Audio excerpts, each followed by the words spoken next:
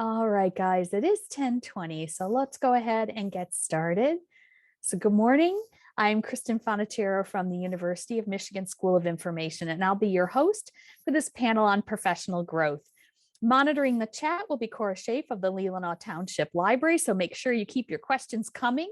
She'll be watching the chat discussion and keeping an eye out for questions that will feed to our panelists at the end. Today's conference is presented free of charge thanks to the University of Michigan School of Information, the Library of Michigan, which is our state's agency for libraries, and the Institute for Museum and Library Services and Technologies Act. In this hour, we have 3 presenters on the themes of professional growth. You can see their titles and names, and we'll ask them to introduce themselves when we get to their panel. So without any further ado, we're going to turn it over to Amy Stockwell to talk about changing the world and changing the carpet. Thank you, Amy. Good morning. I am Amy Stockwell. I am the director of the White Cloud Community Library, and I have been here for about a year and 2 weeks. I am planning to share my journey to directorship with you today. Some of you may have joined this session just to check out my quirky title. You want to change the world, but first you have to change the carpet. I should have added with no money. How many of you told your kindergarten teacher that you wanted to be a librarian when you grew up? Now, how many of you knew it in high school? I didn't realize it until I was selected to become a summer intern at my local library, which is not where I had applied to be for that summer. Thankfully, my mother reminded her 17-year-old know-it-all daughter that she had made a commitment and that it was only going to be 8 weeks. Well, those 8 weeks changed my life. Next slide, please. I imagine that many of us came to these positions in some sort of similar fashion. Took a job in a library because we needed a job and money. And so, sorry, I just lost my place. And then it became more than that. It's a really odd thing to define. After my internship ended, I went back to the school in the fall and was asked how it went. I can remember standing in front of my teacher's desk and saying that I might just want to be the library director someday.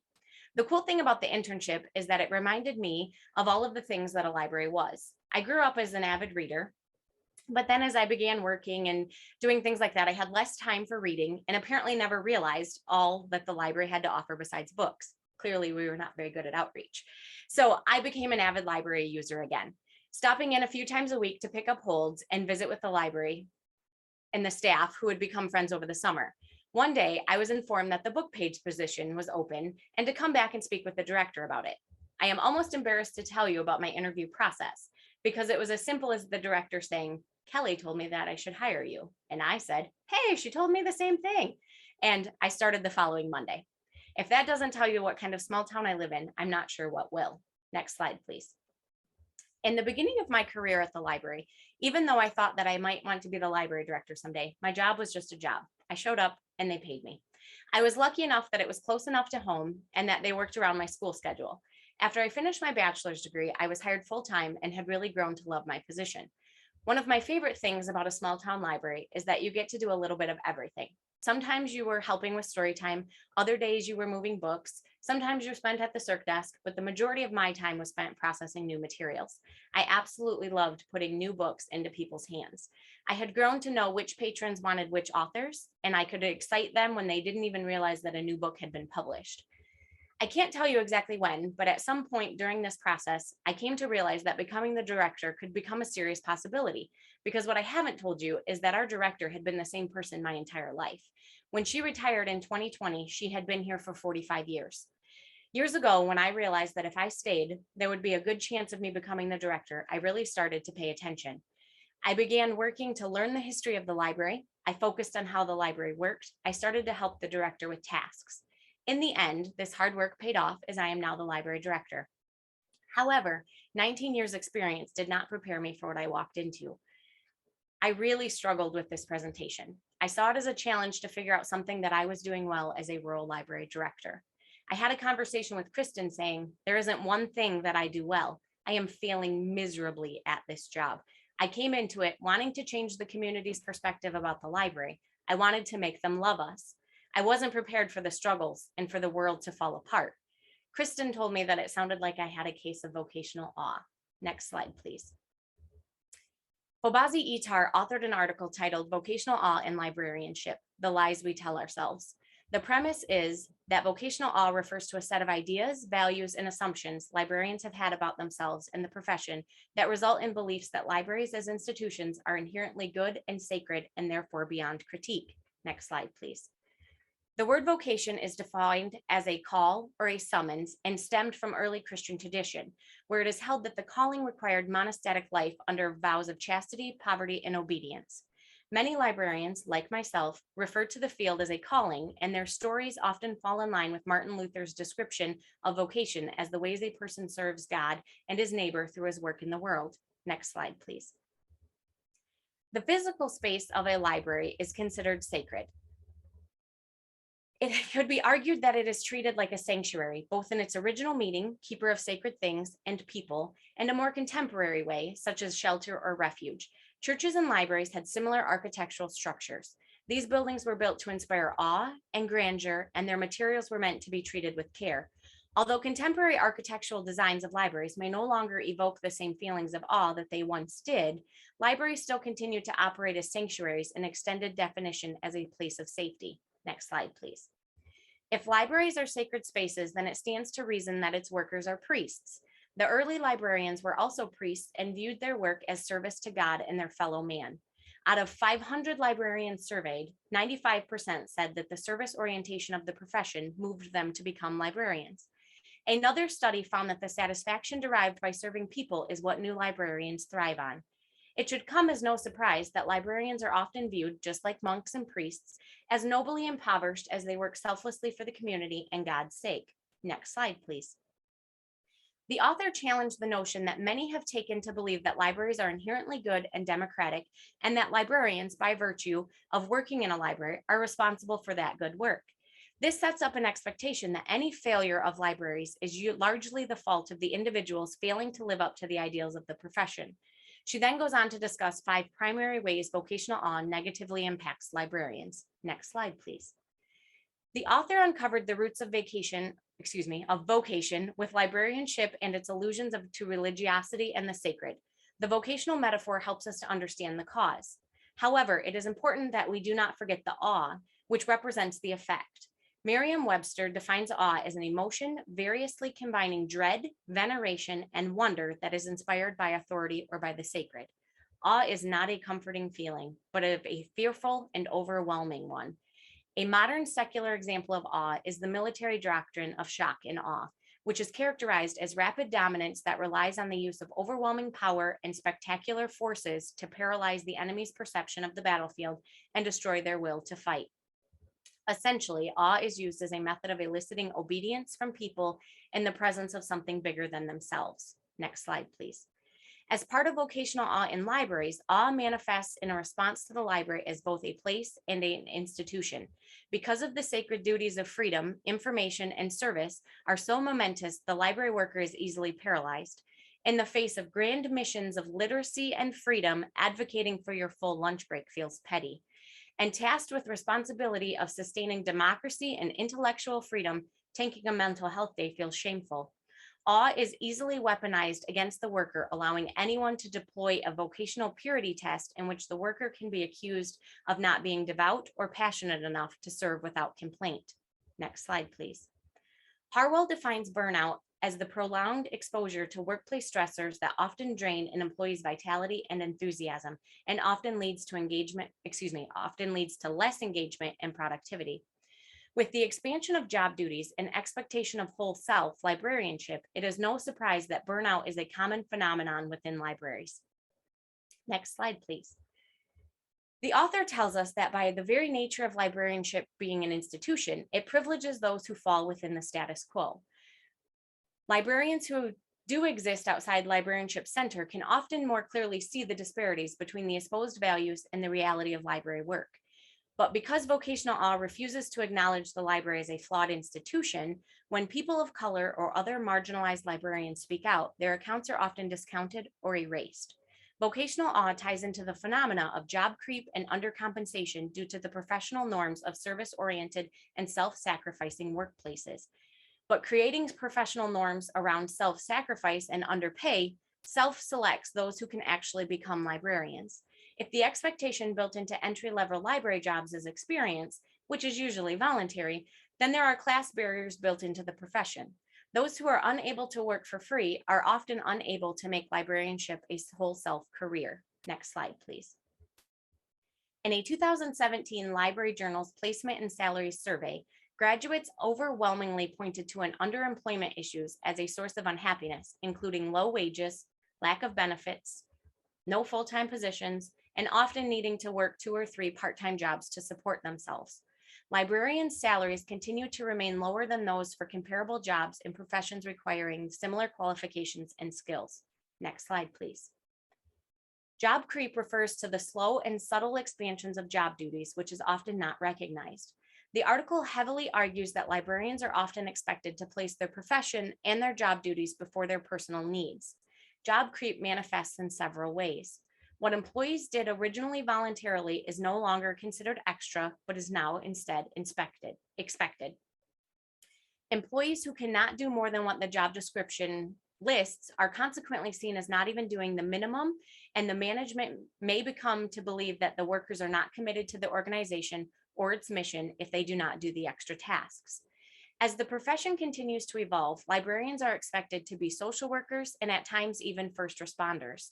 Adding duties like life or death medical interventions to an already overstated job requirement is an extreme but very real example of job creep.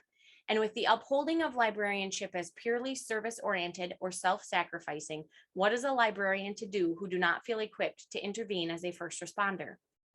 Librarianship as a religious calling would answer that such a librarian has failed in her duties and demonstrated a lack of purity of the truly devout. Next slide, please. Okay, so I know that was a lot. That was just a summary of this powerful article, but I know it's a lot to chew on. The author's conclusion really resonated with me and is what I am planning to attempt to keep at the forefront of my mind. Libraries are just buildings. It is the people who do the work, and we need to treat those people well. You cannot eat on passion. You cannot pay rent on passion. Passion, devotion, and awe are not sustainable sources of income. The library's purpose may be to serve, but is that purpose so holy when it fails to serve those we work with within its walls every day? I can't imagine that this article didn't speak to each of us in a different way, but it spoke to my core. It explained a struggle that I couldn't name for many months. If you remember from my story, I have been with my library for 19 years under the same director. My big move was moving from one side of the wall to the next. I was not prepared for the struggles that came with this promotion. I assumed through my own job creep that I had this in the bag. I had a good idea of what the library director did, and I was excited to come in and revive the community's opinion of the library. Next slide. 2 days before I took over as director, a 24-year service contract was pulled and 10% of my budget walked out the door with it. My first week, our internet bill arrived and it had quadrupled, and it took 3 months of fighting to get it fixed. My second week, the global pandemic kicked up again, and the health department said it was every man for himself, and I had to decide how we were going to move on next. Unfortunately, I didn't keep a list, but by this point, it could have been as long as Santa's.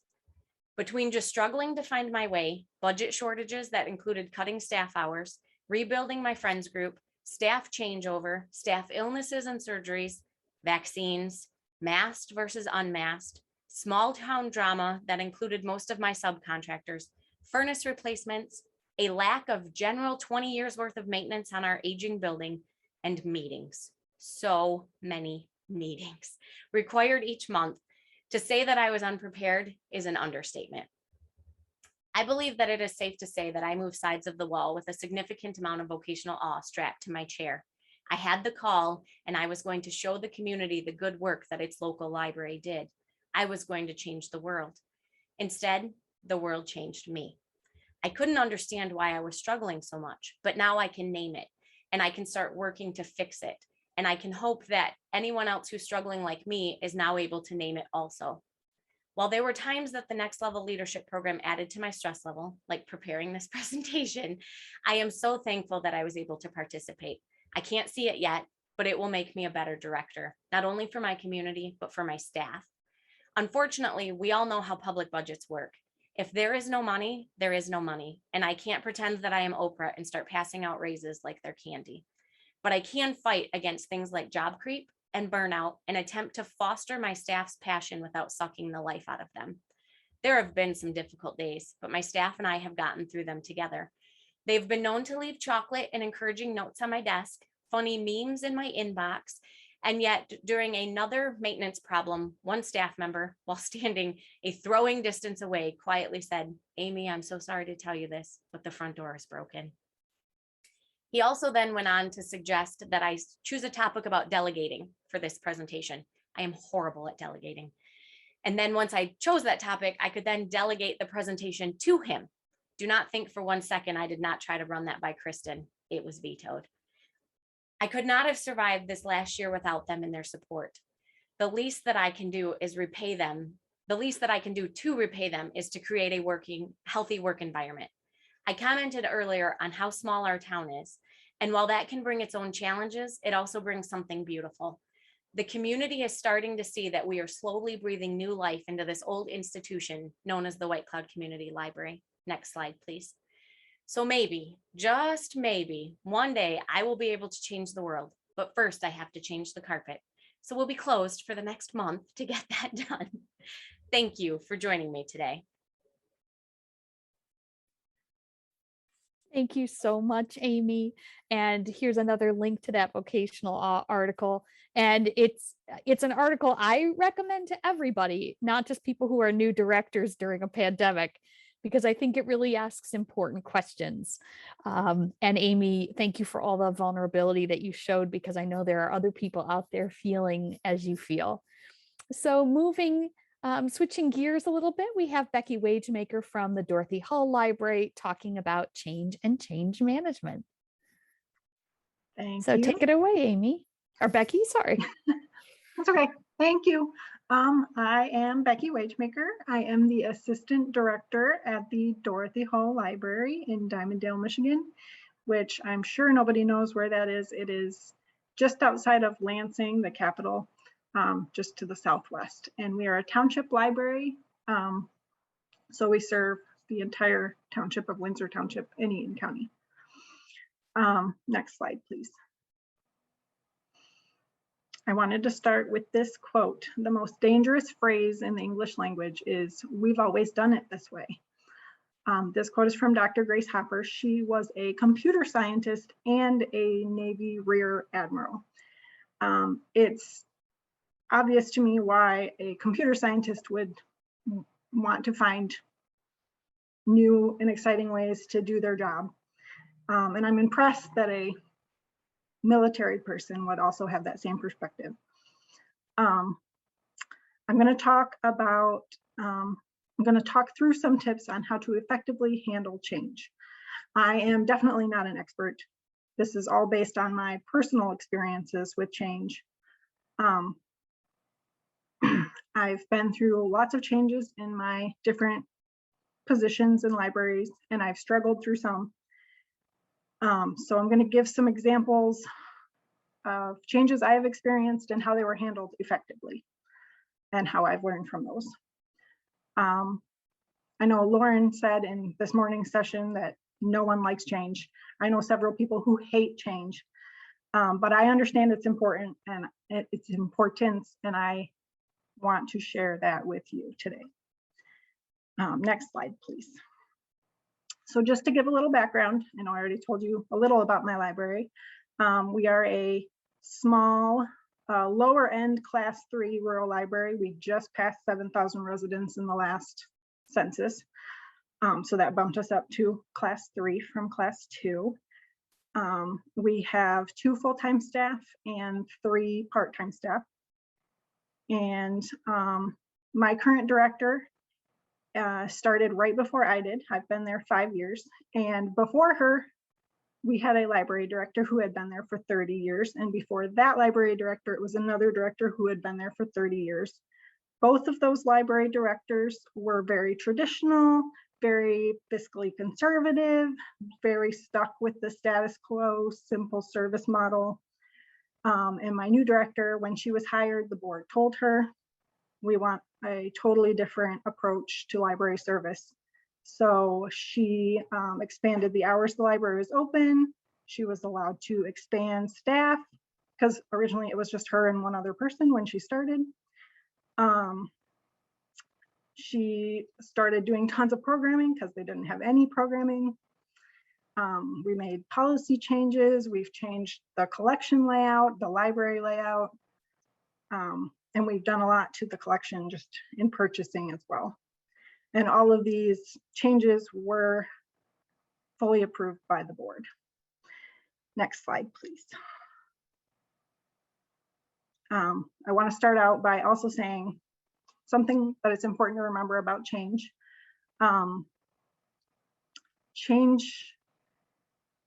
Changes can have different effects in large libraries as opposed to small libraries.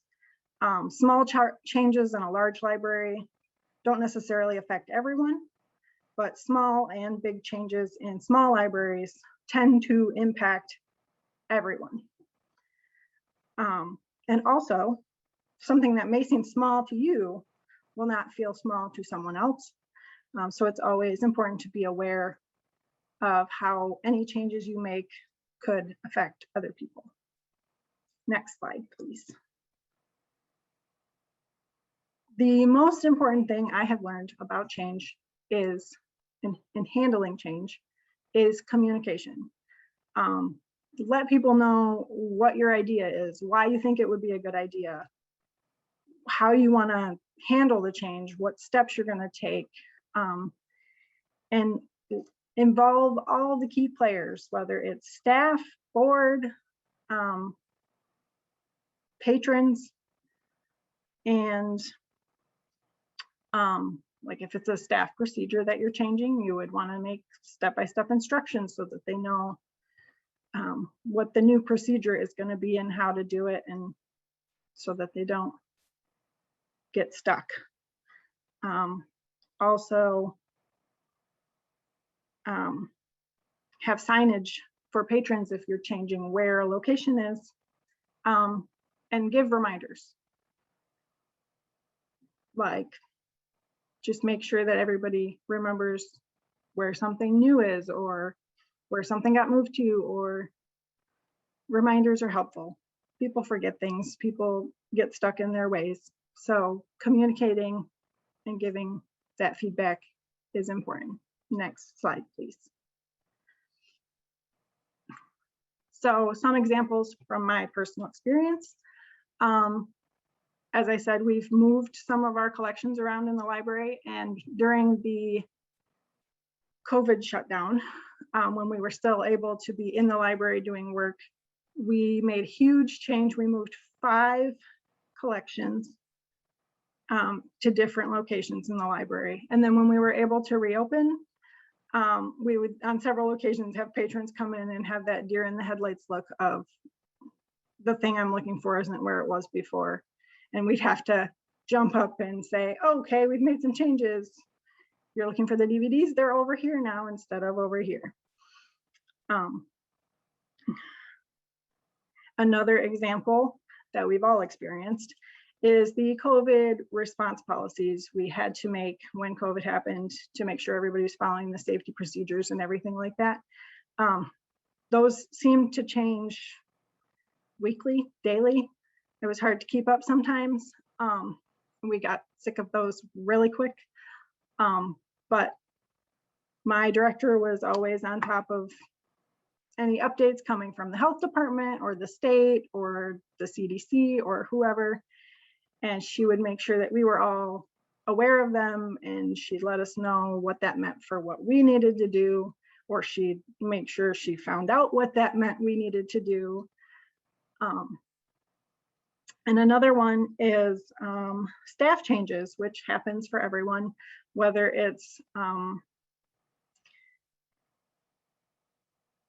someone gets promoted and so you need to adjust responsibilities or fill in the role that they're leaving. People retire or move on to other libraries or other jobs. Sorry, I just lost my train of thought. So creating step-by-step instructions for the new people coming in, or like Amy said, sometimes there's job creep and you end up like absorbing other people's jobs, giving those people who are taking on those new responsibilities step-by-step instructions on what they need to do and deadlines they need to meet. Just communicating those things to them makes those transitions easier for everyone involved. Next slide, please. So another thing you come up against when making changes is pushback. So the best ways to handle pushback is to take it as constructive criticism. Obviously, there's going to be other changes you make in the future, and keeping in mind any pushback you got from one change can affect how you handle another change. And if you get a lot of pushback, try to find a compromise. Like, not all changes are good. And if someone doesn't like a change and they're really fighting it, try to find out why they don't like it and see if you can meet in the middle somewhere. Next slide, please. So a couple changes I've experienced with that involve some pushback. One would be I worked for the county, another neighboring county library system. It was a larger library system, and it was a large urban library, and our director had been there for 20 some odd years, and everybody loved her and they all had their way of doing things. And when she retired, a librarian from another branch came in as the director, and she was a great librarian, but she had a totally different management style. And it did get a lot of pushback from some of the staff. And everybody handled it differently, but we were able to work out some compromises on certain things, and it took a while, but eventually we all were on the same page and things went okay after that. Another one for my current library, we used to have these spinning racks that you see on this slide that were just free to take paperback books that weren't expected to come back, that weren't a part of the circulating collection. And when my boss got the job as director, she decided she didn't like them. They took up too much space, and it was too confusing having people bring some back and not bring others back and trying to keep track of what was what. So she got rid of them and just had a small cart by the door that was labeled free books, and people could take those, and we would encourage them not to bring them back because it was usually donated books, because we do not have a used library or used book sale. So that was 5 years ago. She got rid of those spinning racks, and we still have people come in and ask, you don't have those spinning racks anymore? So we just have to say, no, we just have these free books here. And it's amazing how many times we get that comment after all these years, but you can tell on their face they're one of those people that doesn't like change, but we just explain to them why we changed it, how we do it now, and hope that they take advantage of what we do still offer. Next slide, please.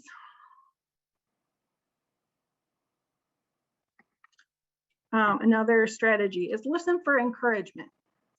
If you're not getting any pushback or feedback, ask your staff how things are going. Ask the patrons what they think of a new service or a new collection or what have you. There's that pesky communication again. Talk to people, ask questions. Patron compliments, if you hear those, they are great when you pass them on to the board. The board always loves hearing compliments about the library, and it's a great justification for why you made the change. Next slide, please.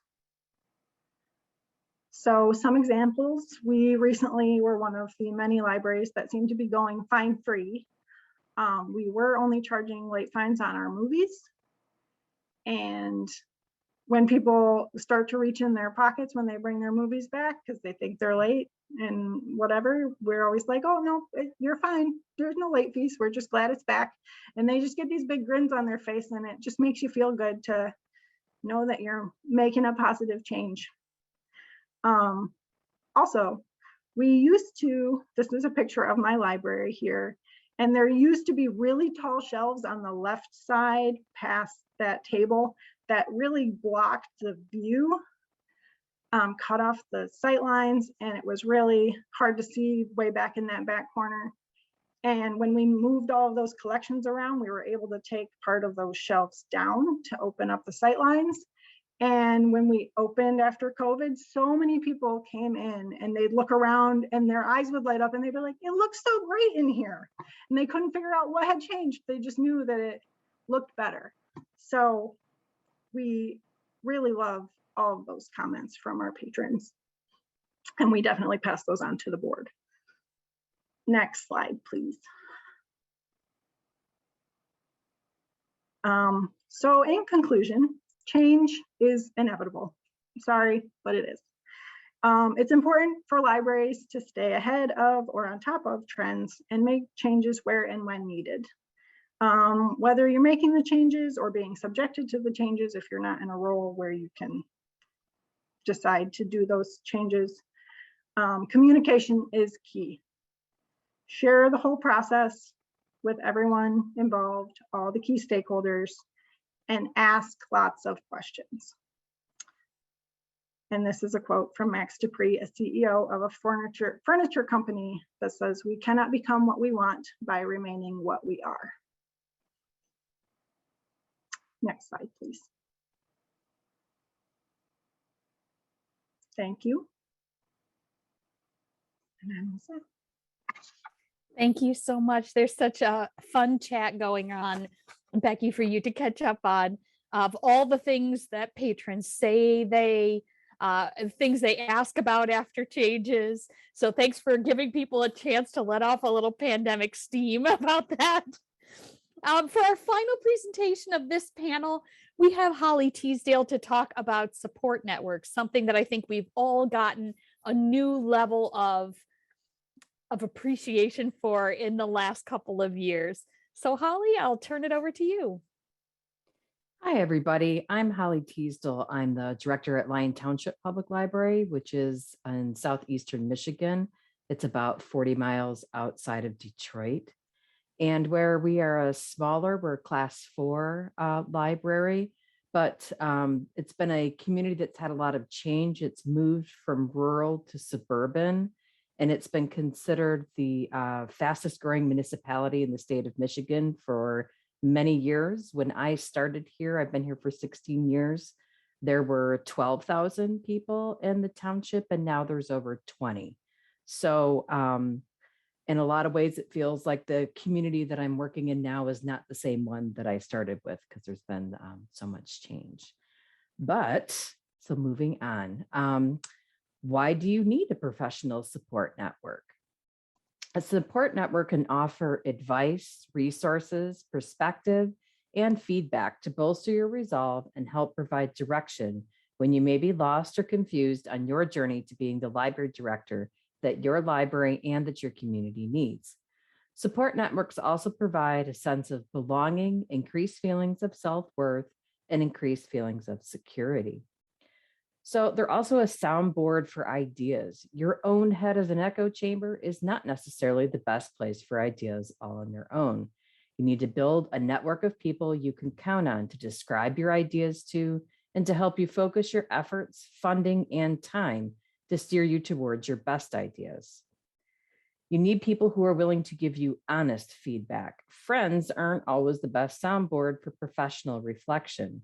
You need the feedback of people who either work or live in the community that you serve, as they are the ones who know it best, or from other professionals who know and understand the limitations and capacity of what a public library can do. They can also help keep you accountable for all those great ideas that you want to do. And support. Sometimes you really just need somebody to talk to and to, kind of get all those things off your chest on what's going on at your library. Helpful ideas and suggestions. You are not alone in library land, and this is not the place in library land to reinvent the wheel. There is already somebody out there that's probably done something at least similar to the program or idea that you're trying to do, or has the same HR problem that you're trying to figure out. You just have to ask. It's also networking opportunities. Networking within your own profession or within your own community as a community leader is essential to becoming and creating your own path forward in your role as a library director.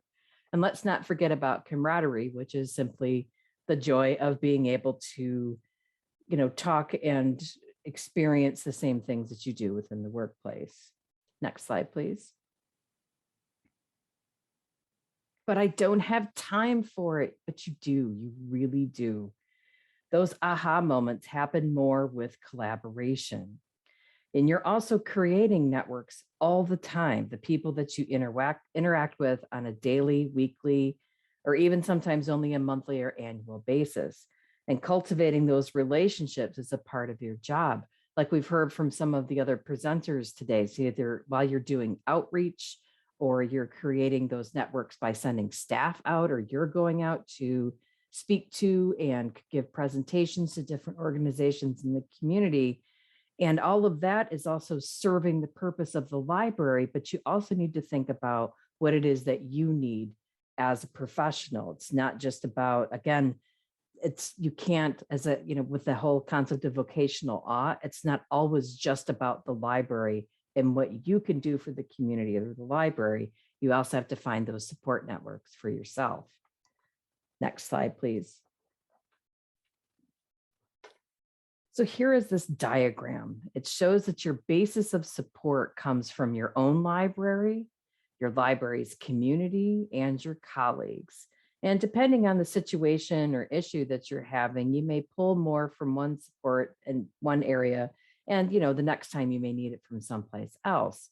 It just depends on what kind of support that you're looking for. But I want you to visualize that there is you sitting in the middle. You're already sitting on a pile of support right now. Those people are already there for you. You just need to be able to learn to ask for that support and for that help. Next slide, please.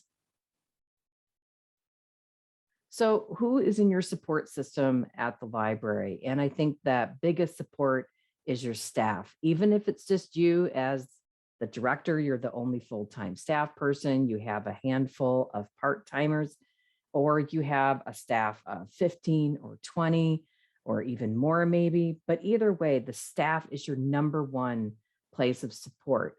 You can have staff who have been there for a long time, maybe longer than you, who live in the community and have a really good interpretation of the community. They know people, they know places, they can kind of clue you into things. They know more about the library. If you're a new employee is coming in as a new director and you didn't work there before, they can kind of really clue you into, what's going on. And then there's your library board. These are your number one advocates for the library, whether they are elected or appointed.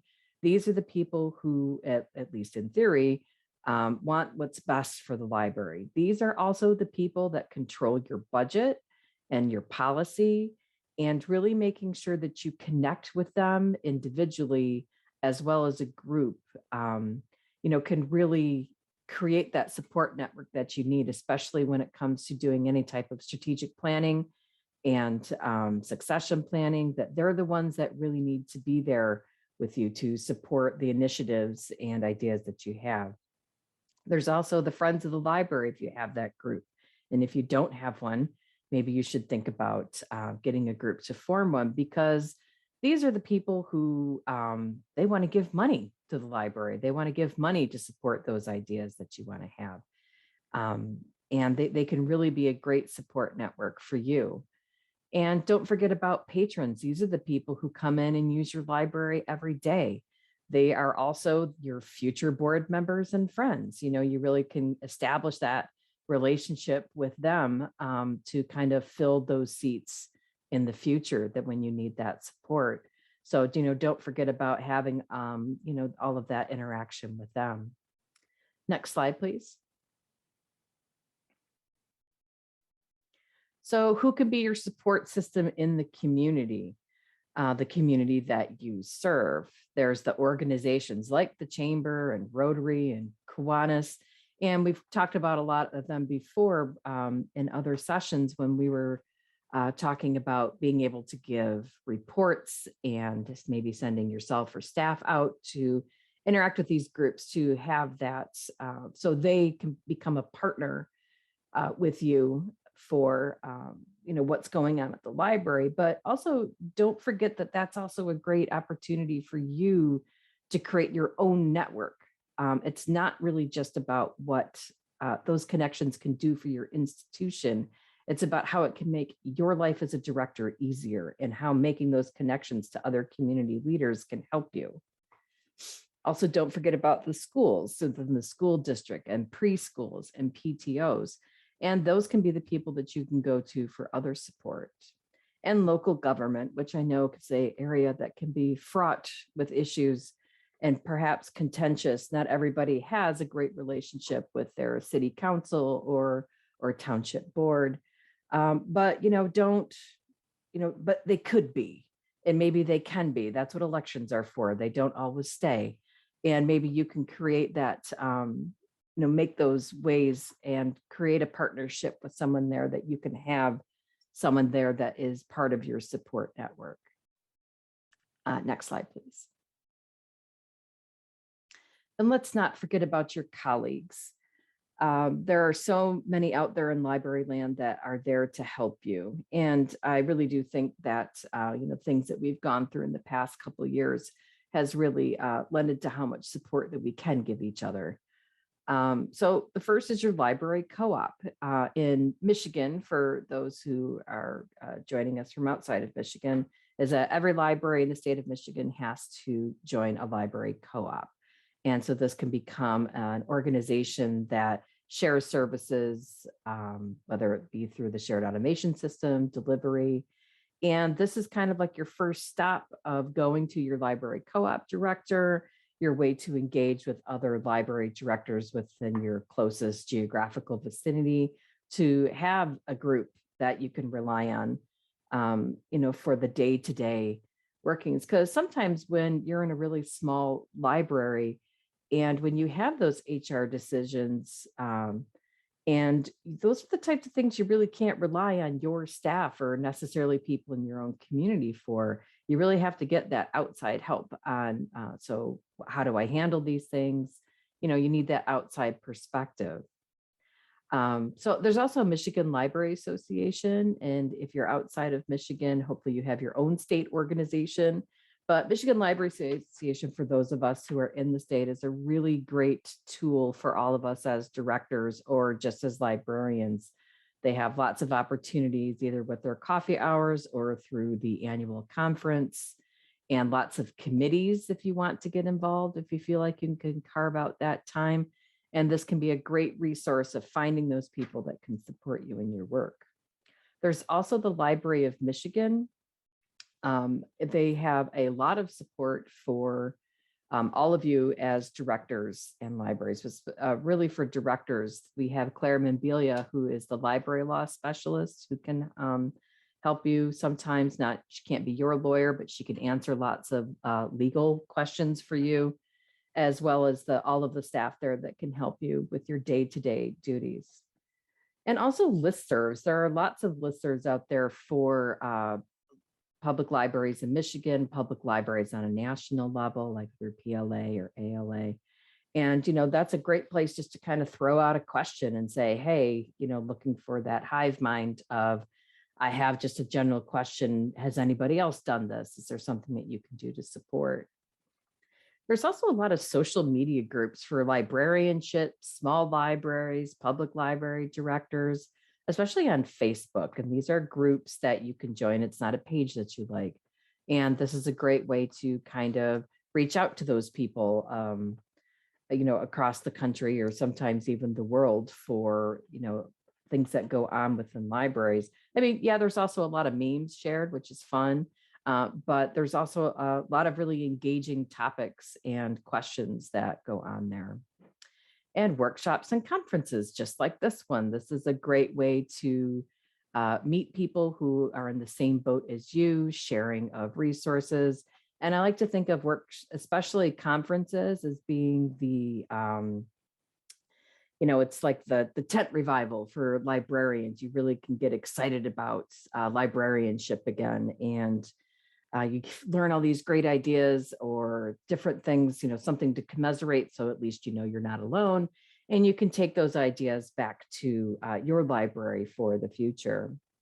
And join a committee. I know, I think every presenter has talked about how there's so many meetings, and there are so many meetings that you can attend. But joining a professional committee sometimes can be a little bit different. It's more of that professional engagement, working towards a common goal. And that can also be really helpful for you too. And sometimes you can create your own group.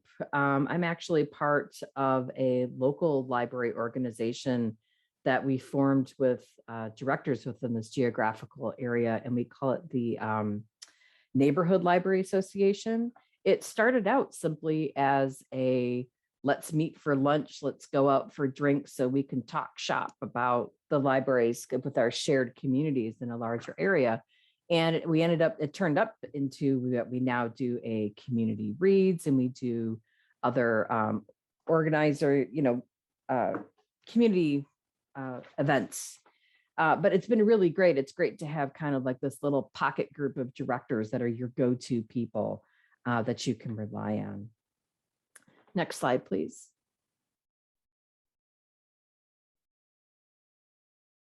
Oh, I see. Oh, so these are, I wanted to give these, I can share them or someone. Oh, thank you, Kristen. She just shared those in the group. So for those of you who may not be on the Mish Libel email discussion group, this is kind of the biggest listserv in Michigan. For those of you who are here in Michigan, it's really good. Lots of discussion that goes on. You can also get it as a daily digest if you don't want all of those emails clogging up your inbox all day long. There's also the public library discussion group, Publib, and you can go to that link. And both of those, if you follow the links, you can go to those, and it tells you how to join. And then some of the Facebook groups that I personally find helpful are Library Think Tank and Library Management Group and Public Library Directors. So if you do a search in Facebook for groups, if you have to kind of set that aside, then you will be able to find those groups and join. And Library Think Tank is very, very active. There's lots of things going on there. And not all of them may be necessarily for directors, but it's kind of like that little window into having that support network. It's always great not to feel alone and to be able to ask questions. So next slide, please. So challenges. So here's my little bit for library humor with this slide. So support in the time of COVID, because man, did a lot of things change over these past 18 months or so, or is it longer? It's hard to tell anymore. So the pandemic made it really harder for you to be able to rely on some of those established support networks. And even now with all of the meetings and workshops and conferences and virtual events, everything became virtual.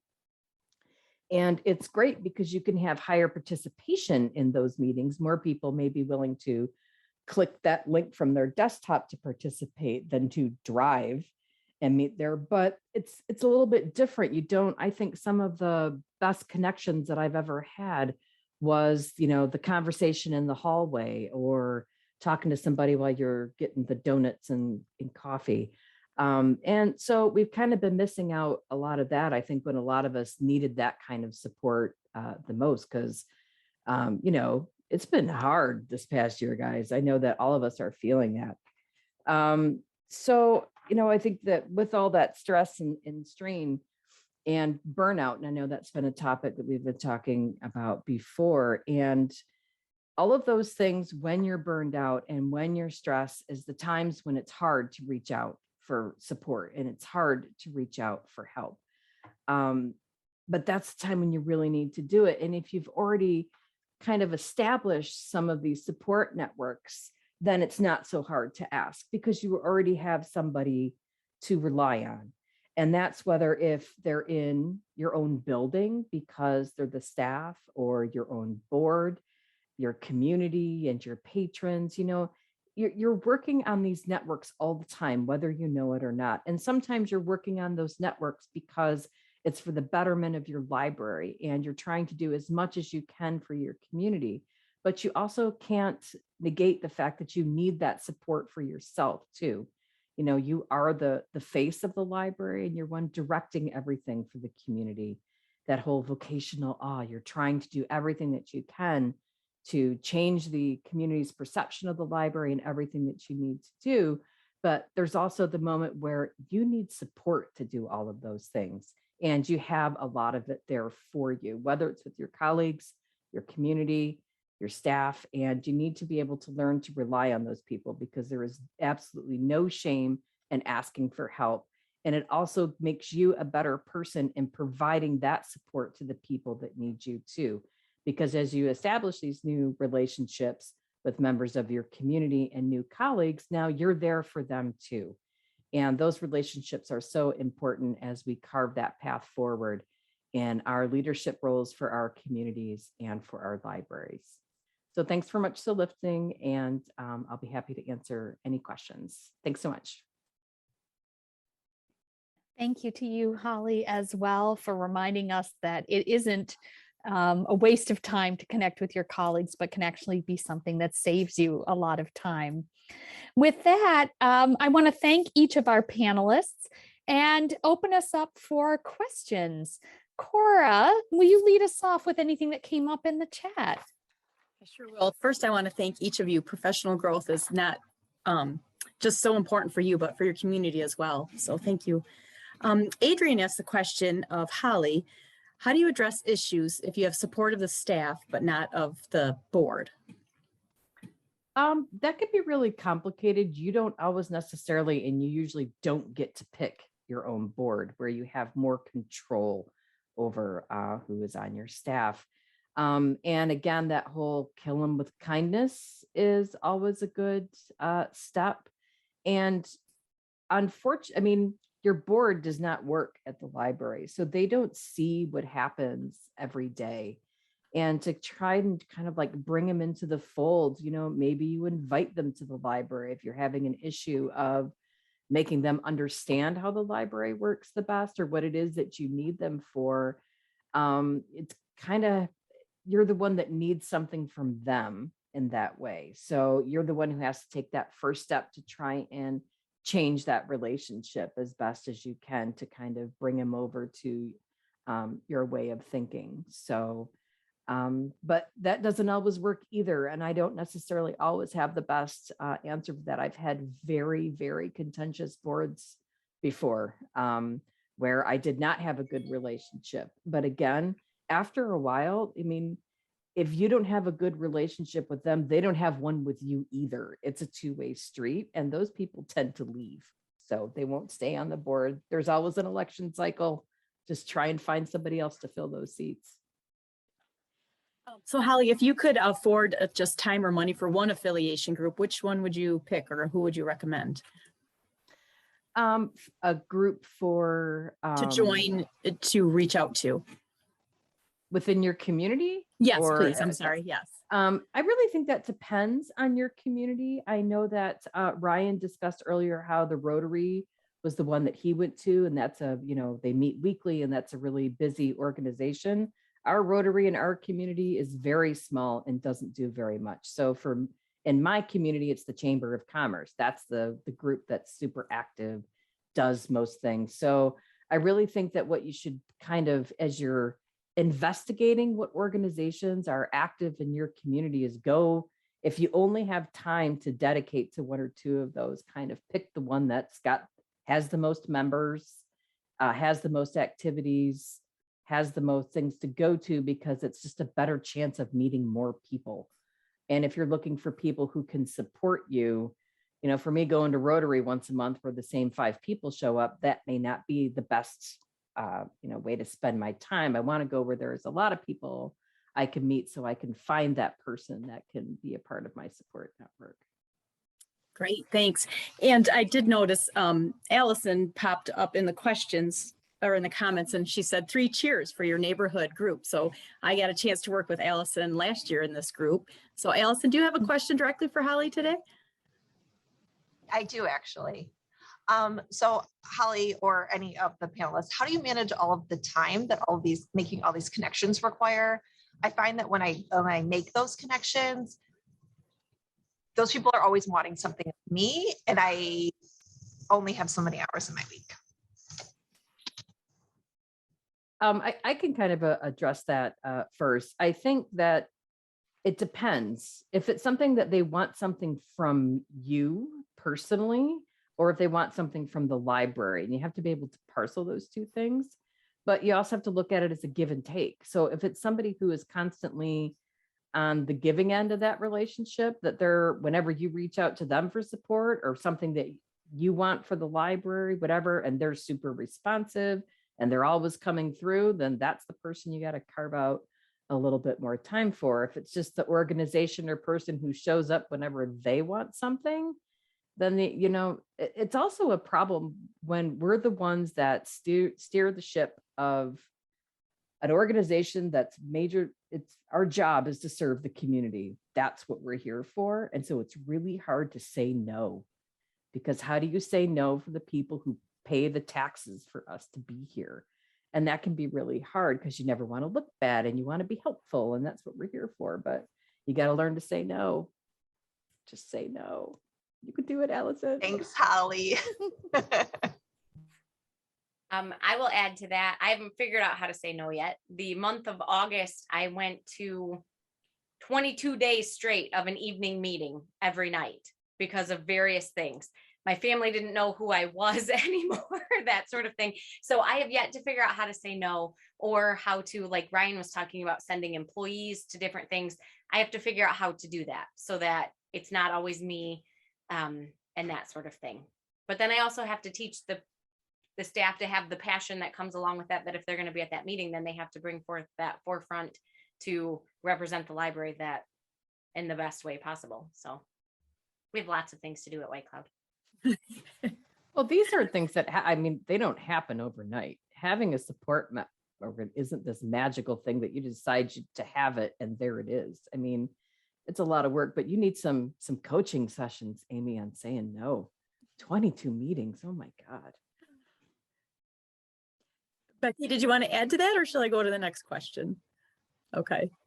Amy, the next question is for you. You've recognized this vocational awe, but how do you deal with your staff's vocational awe? I'm trying to, there's one particular staff member who tends to take on way more than what he should and that sort of thing. And I'm very good about pointing that out to him. Like, you have to stop. You have to say no. I asked you, like I asked him one time something about, do you want to do this? I can do that. I'm like, that's not what I asked. I asked, do you want to do this? Like, I don't want to keep adding on to you because that's not fair. So I haven't yet figured out how to push it along to the staff so that they know how to communicate with me. So it's mostly been me trying to catch that before it gets to them. But it's something that we'll have to be working on, as far as you guys need to recognize this. If this feels like burnout, then that's what it is. And we need to figure out a way to go from there. So I have 2 full-time staff members and then 7 part-time, but like one person only works 1 day a week, that sort of thing. So we're kind of all over the place. And some of them are brand new. Some of them have been here as long as I have. And so it's going to be a learning experience for all of us, I think. Thanks, Amy. Becky, this is not about me, but I'm a change maker, and I used that same quote you opened with in my presentation last year. So I really appreciated seeing that. So I wondered, first of all, what is the best change that was made over your time frame, COVID? Probably moving all of those collections around and opening up that space. We've got the best response from it, and it makes those collections more accessible overall. For sure. Did did part of the acceptance of change and willingness to change in your staff happen when your new director came, or has that always been your nature as well? We're all a little different. None of them were there before she came, so it's just she built it from the ground up basically when she came in, because it was just her and one part-time person, and that person has left. So we've all kind of been on board with her changes from the beginning. So have you been able to find a way yourself to a tip to sell an idea to somebody else on your staff to motivate? I usually throw ideas around before I attempt to make a change. I like to bounce ideas off of people. That's how I approach change personally. If I get an idea, I like to know that it sounds like a good idea before I do anything about it. So that's one way to approach it. But if you're passionate about it, put your passion behind it to sell it. I agree with Becky in that regard. I'm one of those people that will kind of toss the idea out, because I feel like if other people have a chance to discuss it and kind of come up with that idea with you, their buy-in is so much higher, and then it's easier for them to feel that passion. Absolutely. Absolutely. That seems like a great place for us to stop. So we're going to bring this session to a close with thanks to Amy and Becky and Holly.